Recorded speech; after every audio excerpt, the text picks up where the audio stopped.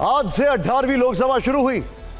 हंगामा तो नहीं हुआ, लेकिन पक्ष विपक्ष का एजेंडा साफ हो गया है। शुरुआत सांसदों की शपथ से हुई है। शपथ से पहले सदन के बाहर प्रधानमंत्री मोदी ने 14 मिनट 28 सेकंड के भाषण में आपातकाल का मुद्दा उठाया।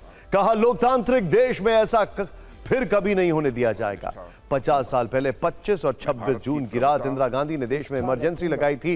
कल 25 जून है, इसीलिए आज प्रधानमंत्री मोदी ने बात कही। चुनाव में विपक्ष का मुद्दा, मुख्य मुद्दा 18वीं लोकसभा के पहले सत्र में भी विपक्ष का मुख्य मुद्दा ही दिखाई दिया, और वो था संविधान खतरे में है। इंडिया गठबंधन के सांसद आज संविधान की प्रति लेकर संसद में आए। उससे पहले प्रधानमंत्री ने संविधान पर लगे काले दाग यानी इमरजेंसी की याद दिला दी। इसे सियासी मास्टर स्ट्रोक कहा जा सकता है। सदन में आज टकराव की कई तस्वीरें दिखी, लेकिन एक खास तस्वीर आपको जरूर देखना चाहिए। खास तस्वीर सत्ता पक्ष की ओर से पहली कतार में, यहां पर देखिए, प्रधानमंत्री मोदी बैठे थे। उनके ठीक बगल में रक्षा मंत्री राजनाथ सिंह, और फिर गृह मंत्री अमित शाह, फिर उनके बगल में केंद्रीय सड़क परिवहन मंत्री नितिन गडकरी। ये देखिए, प्रधानमंत्री, फिर रक्षा मंत्री, फिर गृह मंत्री, और फिर सड़क परिवहन मंत्री। यहां पर यह तस्वीर हम आपको दिखा रहे हैं। सरकार में वरिष्ठता का क्रम भी यही है। अब विपक्ष की ओर से पहली कतार में कौन कौन बैठा है वो भी देखते हैं। पहली कुर्सी शायद डिप्टी स्पीकर के लिए छोड़ी गई है। अगर आप ध्यान से देखें जरा उस तरफ, ये देखिए, यहां पर, क्योंकि विपक्ष लगातार इसकी मांग कर रहा है। उस कुर्सी के ठीक बगल में रायबरेली से कांग्रेस सांसद राहुल गांधी बैठे थे। उनके बगल में अयोध्या से समाजवादी पार्टी के सांसद, ये देखिए, अवधेश प्रसाद बैठे हुए हैं, और अवधेश प्रसाद के बगल में कन्नौज से सांसद अखिलेश यादव बैठे दिखे। इस बार बीजेपी के बाद सबसे ज्यादा सीट कांग्रेस से जीती हैं, फिर तीसरे नंबर पर समाजवादी पार्टी रही। इसी लिहाज से राहुल गांधी के बगल में अखिलेश यादव बैठे। दूसरी और सबसे जरूरी बात, यूपी के दो लड़के पीएम मोदी के ठीक सामने बैठे दिखे। मतलब ये कि सीटिंग में भी सरकार के सामने विपक्ष की एकजुटता वाली चुनौती दिखी। आगे भी चुनौती किस तरह की होगी, इसकी झलक राहुल गांधी और अखिलेश यादव ने आज पीएम मोदी के शपथ के दौरान दिखाई। माननीय अध्यक्ष, 18वीं लोकसभा में राष्ट्रगान और फिर दिवंगत नेताओं को श्रद्धांजलि देने के बाद बतौर लोकसभा सदस्य सबसे पहले शपथ प्रधानमंत्री मोदी ने ली। मैं नरेंद्र दामोदर दास मोदी के बाद उनकी कैबिनेट के लोकसभा सांसदों ने शपथ ली। मैं राधा मोहन सिंह, मैं फग्गन सिंह कुलस्ते, मैं शिवराज सिंह चौहान। लेकिन जब पीएम मोदी शपथ लेने पहुंचे तो विपक्ष की ओर से पहली कतार में बैठे राहुल गांधी और अखिलेश यादव ने वहीं मोर्चा खोल दिया। पीएम मोदी मंच की ओर बढ़ रहे थे तो राहुल गांधी, गौरव गोगोई समेत विपक्ष के कई सांसदों ने विरोध स्वरूप उन्हें संविधान की प्रतियां दिखाई। जो आक्रमण प्रधानमंत्री जी, अमित शाह जी कॉन्स्टिट्यूशन पर, संविधान पे कर रहे हैं, वो हमारे लिए एक्सेप्टेबल नहीं है। पीएम मोदी ने जब शपथ ले ली, लौटने लगे तो पूरी संसद को दोनों हाथ जोड़कर नमन किया। उस वक्त राहुल गांधी ने भी दोनों हाथ जोड़कर उनका सम्मान किया। वहीं पीएम मोदी शपथ से पहले परंपरा के मुताबिक मीडिया से मुखातिब हुए तो आपातकाल का मुद्दा उठाकर कांग्रेस पर कटाक्ष किया। इमरजेंसी के ये 50 साल इस संकल्प के हैं कि भारत में फिर कभी कोई ऐसी हिम्मत नहीं करेगा जो 50 साल पहले की गई थी। पीएम मोदी ने इमरजेंसी के मुद्दे पर विपक्ष को घेरने की कोशिश की, लगा दिया गया। तो संसद के अंदर विपक्ष संविधान के अलावा नीट, एनटीए पर गरम दिखा। ये नजारा केंद्रीय शिक्षा मंत्री धर्मेंद्र प्रधान की शपथ के दौरान देखा। श्री नितिन जयराम गडकरी। इससे पहले विपक्ष केंद्रीय मंत्री नितिन गडकरी की शपथ के दौरान अलग रंग में दिखा। सत्ता पक्ष के साथ साथ समूचा विपक्ष उनके समर्थन में मेज को थपथपाता नजर आया। संसद के बाहर बात करें तो विपक्ष की एकजुटता यहां भी दिखी। मैडम,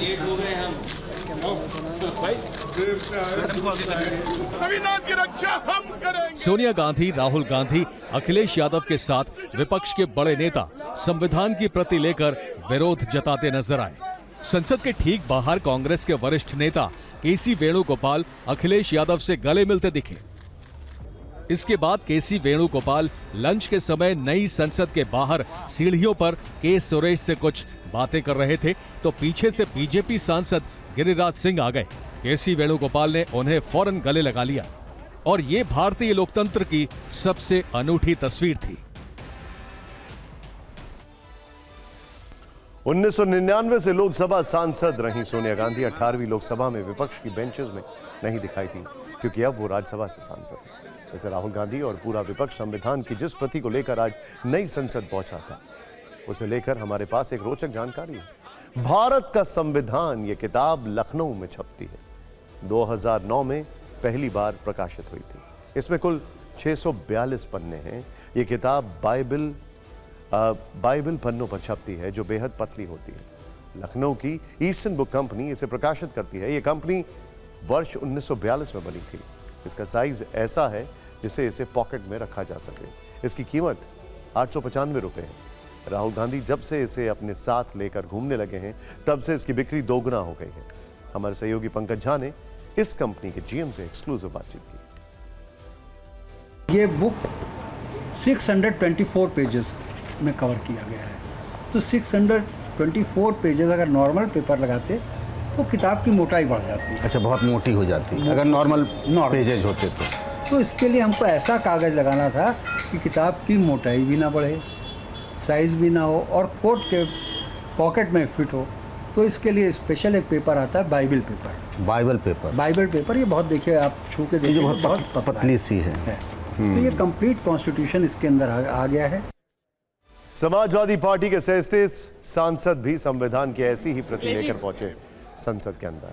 सभी सांसदों ने लाल टोपी पहनी हुई थी, गले में लाल गमछा भी डाला हुआ था। लेकिन समाजवादी पार्टी की ओर से एक तस्वीर ऐसी भी दिखी जिसकी चर्चा दिल्ली से लखनऊ तक के राजनीतिक गलियारों में हुई। इस तस्वीर में 2027 के लिए उत्तर प्रदेश की लड़ाई का संकेत भी देखा जा सकता है। संसद के बाहर समाजवादी पार्टी के 37 सांसदों के शक्ति प्रदर्शन का ये पूरा वीडियो वैसे तो 120 सेकंड का है, लेकिन इसके शुरुआती 33 सेकंड ऐसे थे जो चर्चा का विषय बन गए। अखिलेश यादव अपनी टीम के साथ संसद की सीढ़ियां चढ़ने जा रहे थे। इस दौरान उनके एक हाथ में संविधान देखा तो दूसरे हाथ से उन्होंने अयोध्या से चुनाव जीतने वाले सांसद अवधेश प्रसाद का हाथ कसकर पकड़ा हुआ था। सीढ़ियां चढ़कर वो अवधेश प्रसाद को अपने साथ संसद के अंदर ले गए। अंदर सदन में अवधेश प्रसाद विपक्ष की पहली पंक्ति में राहुल गांधी और अखिलेश यादव के ठीक बीच में भी बैठे दिखे। यूपी की राजनीति पर नजर रखने वाले जानकारों का मानना है कि अखिलेश यादव ने अवधेश प्रसाद को इतना महत्व देकर दो बड़े संदेश दिए। पहला, अखिलेश यादव पीएम मोदी के ठीक सामने अवधेश प्रसाद को बैठाकर बीजेपी को अयोध्या की हार याद दिला रहे थे। दूसरा, लोकसभा चुनाव के दौरान उन्होंने पीडीए की जो राजनीति शुरू की, पिछड़ा, दलित, अल्पसंख्यक को प्राथमिकता देकर जो 37 सीटें जीती, उस पीडीए का बड़ा चेहरा अवधेश प्रसाद रहे हैं। ऐसे में उन्हें संसद में अपने बगल में बैठाकर अखिलेश ने मैसेज देने की कोशिश की कि उनकी पीडीए की लड़ाई आगे भी जारी रहेगी। 2027 में 300 सीटें जीतने के उनके लक्ष्य में पीडीए सबसे बड़ा एजेंडा होगा। अच्छे दिन का इंतजार करते करते लोग थक गए। मुझे उम्मीद है कि आने वाले समय में खुशियों के दिन जरूर आएंगे। वैसे अवधेश प्रसाद यूपी की राजनीति में बड़ा चेहरा रहे हैं। वो यूपी विधानसभा में भी अखिलेश यादव के ठीक बगल में बैठा करते थे और अखिलेश यादव उन्हें लोकसभा चुनाव के नतीजों से पहले ही अयोध्या का सांसद बता चुके थे। पूर्व विधायक इसलिए बोल रहा हूँ, सांसद बनने वाले हो। वैसे संसद में आज एक और रोचक वाकया हुआ। राहुल गांधी को लेकर एक विवाद हुआ। ये कितना सच है और कितना गलत रहा, इसका फैसला अब तक नहीं हो पाया है। जब संसद का सत्र शुरू होता है तो नियम के मुताबिक राष्ट्रगान गाया जाता है। बीजेपी ने आरोप लगाया कि संविधान की दुहाई देने वाले राहुल गांधी राष्ट्रगान के वक्त लोकसभा से गायब थे। अब सवाल उठता है कि क्या राहुल वाकई सदन में नहीं थे? अगर सदन में नहीं थे तो कहां थे? हमने एक रिपोर्ट तैयार की है जो दावों पर आधारित है। इसे देखिए और आप तय कीजिए कि राहुल गांधी आखिर उस वक्त कहां थे।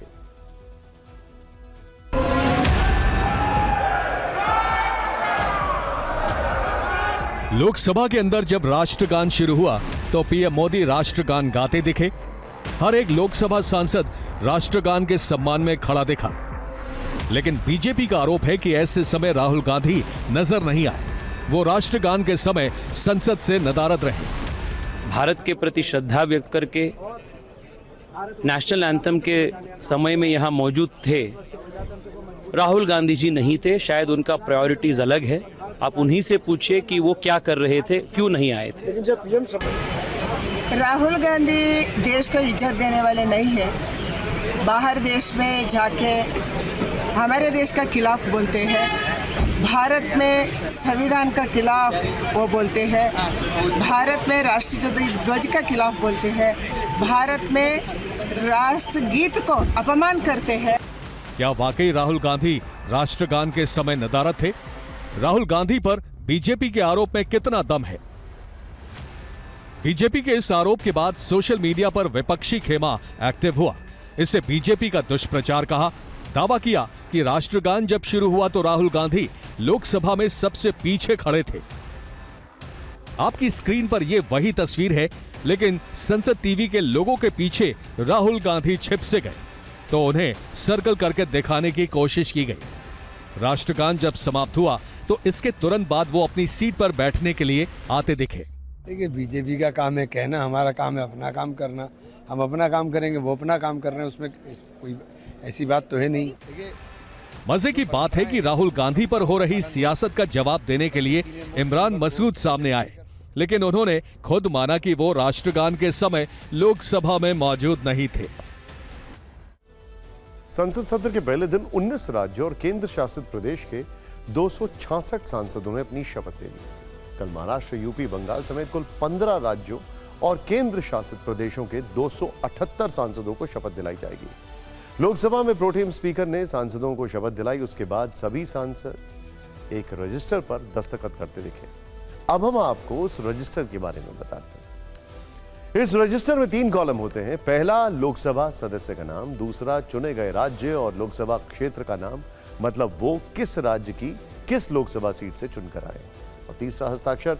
ऊपर के दोनों कॉलम को भरने के बाद सांसदों को अंत में अपना हस्ताक्षर इसी कॉलम में करना होता है। वैसे आज एक बड़ा अपडेट यह भी रहा कि स्वास्थ्य मंत्री जेपी नड्डा को राज्यसभा में नेता सदन बना दिया गया। यह जिम्मेदारी पीयूष गोयल के पास थी, लेकिन अब वो लोकसभा के लिए चुनकर आ गए हैं तो कमान जेपी नड्डा को सौंपी गई।